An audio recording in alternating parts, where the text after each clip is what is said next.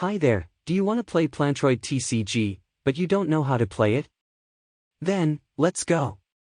So, first up, we have the field setup. As you can see, we have the unit zone, energy zone, deck zone, drop zone, and power zone. So now, let's talk about the zones on the field. First is the unit zone. The unit zone is a zone where you place cards, like units or etc. face up on the field. Then, the second is deck zone. The deck zone is a zone that consists of cards that you use to interact to play the game. Then, third is the energy zone. The energy zone is a zone where it consists of cards that will be needed to play the units for the game. Then, fourth is the power zone. The power zone consists of cards that are placed face down before the match starts. Then, last but not the least, is the drop zone. The drop zone is the zone consisting of cards that are discarded or destroyed during the game. Second, we have objective of the game. So, the objectives of the game are either 1. Reduce your opponent's HP down to 0. 2. If a card effect says, you win the game or anything that will make you win automatically. Or 3. If you have no cards in your drop zone to reshuffle as your deck in your deck zone again. Third, we have card types and card attributes. Okay, so the first card type that we have is the unit cards. The units are the cards that you play with to attack and or defend against your opponents. Units can have an energy cost of 0 or higher. They contain 1. Card name, which is the name of the card. 2. Card art, which contains the artwork of the card. 3. Power, which is a card attribute that you use to compare the amount of power between units and deal damage to the opponent.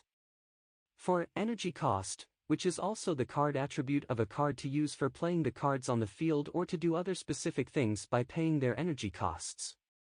5. Card effect, which it is an attribute on a card that you use to apply what the unit or the card itself does while playing the game. 6. Card author, which is a card attribute to tell who made the card artwork of the card. 7. Rarity, which is a card attribute to tell how rare the card is. And lastly 8. Card set and card number, which are the card attribute to tell what card set and card number does the card belong to. And our second card type is the power cards. The card attributes of it are the same as the unit cards, but it has no power attributes on it. Next up, we have the gameplay. First, is the draw phase. During the draw phase, the player draw cards from the top of their deck until they have 5 cards in their hand. But, if the player has 5 or more cards in their hand, they draw 1 card instead.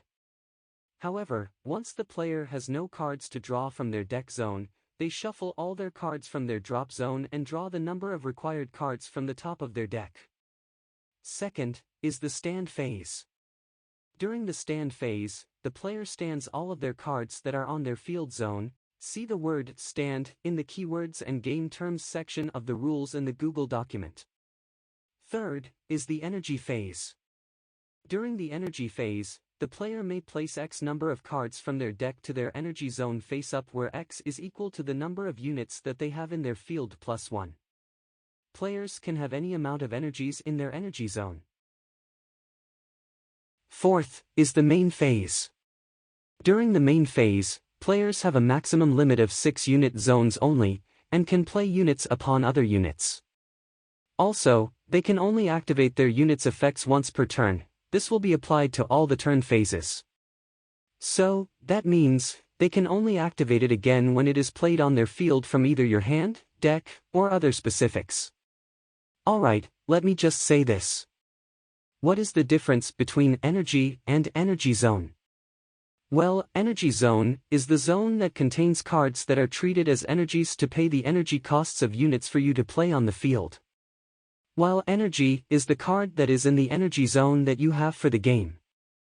Also, you may have any number of energies in your energy zone. Also, you may play a unit on your field by sending several cards that are in your energy zone to your drop zone, which would pay the energy cost of your unit. So, what do I mean by that? Well, one example is that if you have an empty unit zone, and you have 3 cards in your energy zone while you have a unit with a cost of 3 in your hand, you may send 3 cards from your energy zone to the drop zone to play that unit to the empty unit zone.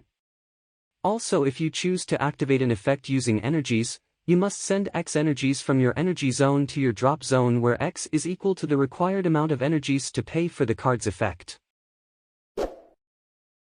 Fifth is the battle phase. During battle phase, these are the following that will happen. 1. The player that went first during the first turn of the game cannot attack during this phase. 2. If you want to declare a unit's attack, you may choose a unit in your unit zone and rest it to tell that the unit is attacking a unit or player. Each unit attacks the adjacent unit zone on the field that it is mirrored to. See the word rest in the keywords and game terms section of the rules in the Google document. An example is, if you use your front row right unit to attack an opponent's unit, it will be done to the front row left unit where that unit is in your opponent's front row left unit zone. 3. Whenever a unit attacks during this phase, any player may pay the power card's energy cost to activate their power card's effect. After all effects that are in the power card have been resolved, it gets removed from the game. 4. Players can attack using their back row units. 5. Each power card can only be used once per declared attack of a unit or a card in the unit zone during a battle phase. It is allowed to use multiple power cards during a unit's attack as long as their energy cost or costs are paid. 6. While there is an empty unit zone in the opponent's unit zone, and you have a unit in your unit zone that is mirrored to that empty unit zone, you may declare a direct attack on your opponent to deal damage to them equal to the total power of the unit. 7. When your unit with a high power attacks a unit with low power, the unit with low power gets sent to the owner's energy zone face up and the owner of that card gets X HP equal to the difference in both of the unit's power stats while the other unit remains on the field. But, if your unit with low power attacks a unit with high power, you take damage equal to the difference in power, and your unit gets sent to your energy zone face up. 8. If you attack an opponent's unit and it has the same total power as your attacking unit, neither player can take damage and both of the units get sent to their owner's energy zone. Then, the last and final phase of the rules is the end phase. During the end phase, you have to declare that you have ended your turn already to pass the next turn to the next player. Okay, for the final part of the entire rules are the 3 basic questions and answers of the questions and answer section that are written in the rules. 1. What is the difference between a unit that got destroyed by battle and a unit that got destroyed by an effect? In this context, it means that the units that get sent to the drop zone by battle will become an energy card in your energy zone, while being destroyed by an effect will let the unit go to the drop zone instead. 2.